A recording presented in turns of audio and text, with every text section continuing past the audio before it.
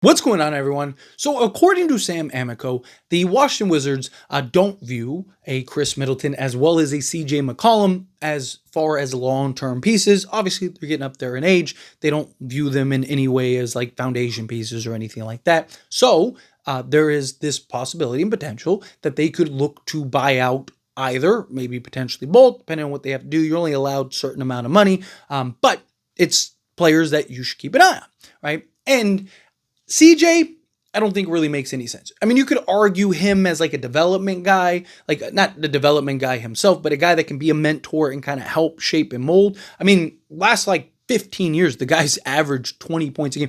He's only had 2 years his entire career where he hasn't put up at least 20 points a game on average. And that was his first 2 years in the league. So, guy can score with the best of them. He'd be great. You could argue, your 15th spot, maybe bring him in. But Khris Middleton is the guy that I think actually makes more sense for this team on several fronts, right? He's a guy that has the size to slot in 2-3, even play the 4 on occasion if you're kind of going a little smaller. But I think he brings a lot to this team beyond on-court production. I mean, you're talking about a guy that was 12 points, 4 rebounds, 4 assists on 48% from the floor. So a guy that I do still think can still play. There are questions and concerns about his health. That's the issue. He just hasn't been very healthy.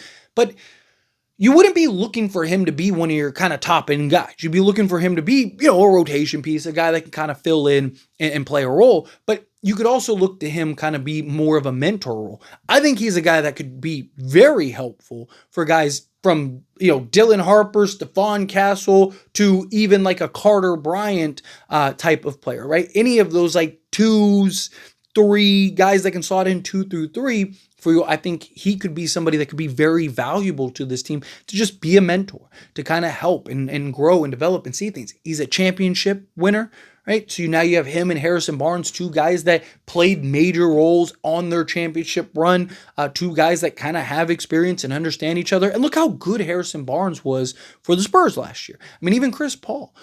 It's good to have kind of those veteran pieces around these young guys. You're so young, right? And it's like, who are you going to bring in that's better than Khris Middleton as your 15th guy on a vet minimum deal?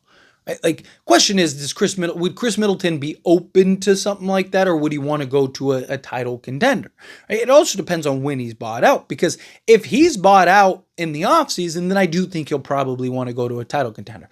But again, because of the cap implications, it's very possible, unless he's willing to take like a huge discount, very possible he doesn't get bought out till closer to the trade deadline or post-trade deadline, whenever all the players get bought out, which then at that point, you'd kind of only have him for like half a season. But again, I think he's a guy that could be an impact, right? And if you wait till that point, if you're close, right, let's say you're a team that's like, hey, we're a game back from a playoff spot or something like that, or you're a game ahead in a playoff spot. Khris Middleton's, I think, is a guy that can potentially come in, maybe take you to that next level, or solidify the spot that you're in, depending on where you're at, right? So I think Khris Middleton, whether it's in the offseason or during the season, post trade deadline, I think regardless, he'd be a great pickup for a team like the San Antonio Spurs to just bring veteran leadership, a guy that knows what it takes to win, that has been there, done that, right? That had a great relationship with Giannis. It could also maybe help with the Giannis trade. Right? If the Spurs do end up looking to trade for Giannis, or if Giannis becomes available at any point during the season, or even next offseason, if you already have Khris Middleton on the roster, maybe you can kind of be like, hey, we'll re-sign your buddy too, and then you guys can reunite here, right? It could be something that develops that could maybe even kind of give you that nod for Giannis Antetokounmpo, if that's something that the Spurs even want to do, and if Giannis actually ever requests the trade and asks out. But even without the Giannis element to it, I still think Khris Middleton's a guy that could be very helpful, right? He's not a guy that you're going to be looking to sign long-term. I mean, he's going to be 34 literally in a couple weeks.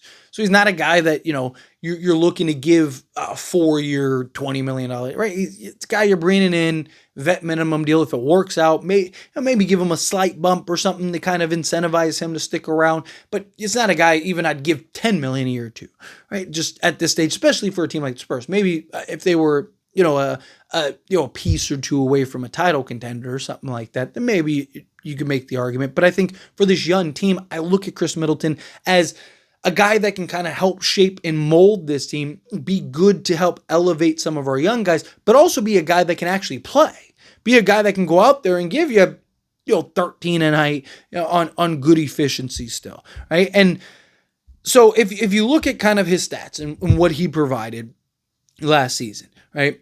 He only played between the Milwaukee Bucks and the Washington Wizards, which he was much better with Milwaukee, by the way, than he was with Washington. But it makes sense. You got Giannis. You had several guys that kind of can take away and distract, opposing defenses, kind of collapse defenses, stuff like that, and just the attention getters that Washington just doesn't have. But team like the Spurs, we have De'Aaron Fox, Victor Wembanyama, guys like that. I do think that Khris Middleton would have just much better quality shots than he did in Washington. Just something to keep in mind. But, for the season, 37 games played, again, goes into the injury concerns, 23 minutes per game, 9.1 field goal attempts per game, shot 47.5% from the floor. He shot 36.1% total from three-point range on 3.6 attempts. Now, this is because he shot 27.7% from three-point range with Washington on 3.4 attempts. That was a 14-game sample size, but still, that's what really kind of dropped him down. But with the Bucks, he shot on 3.7 attempts, 41% or 40.7% if you want to be exact. Right? So, again, on a team with Giannis and guys that are kind of being the distractions, being the deterrent compared to a team like the Washington Wizards that just don't have that. So I do think a team like the Spurs could make things easier for Khris Middleton. But 2-point range overall from the floor was 55% on 5.5 attempts. He was 58.4% with the Bucks, 49.4%, so just under 50% with the Washington Wizards. EFG overall of 54.6%. He was almost 60% with the Milwaukee Bucks, 46.4% with the Washington Wizards. Free throw shooting, 85.7%. From rebounds, he was 3.7 rebounds each team across the board. So 3.7 total, and then 3.7 for both Milwaukee and Washington. So very, a guy that can help you rebound. Assist, 4.1 assists. He was 4.4 with Milwaukee, 3.4 with Washington. Again, higher in talent in Milwaukee with guys like Giannis compared to Washington, where, you just don't have that. But he averaged a steal. He did average more steals with Washington than he did with Milwaukee, 1.3 compared to 0.7, half a block and 12 points per game. So again, a guy that I do think can still come in, slot in, play a role, right? A guy that can, score buckets and just do multiple things for you out there on the basketball court. I don't hate it, right? Again, who else are you bringing in with your 15th roster spot? But let me know your thoughts and opinions down in the comments. That being said, if you haven't liked this video, hit that like button. Helps me a lot. It's me enjoy these types of videos. I truly appreciate it. Not subscribe channel, hit that subscribe button, turn on the bell notifications. Appreciate y'all. See you in the next one.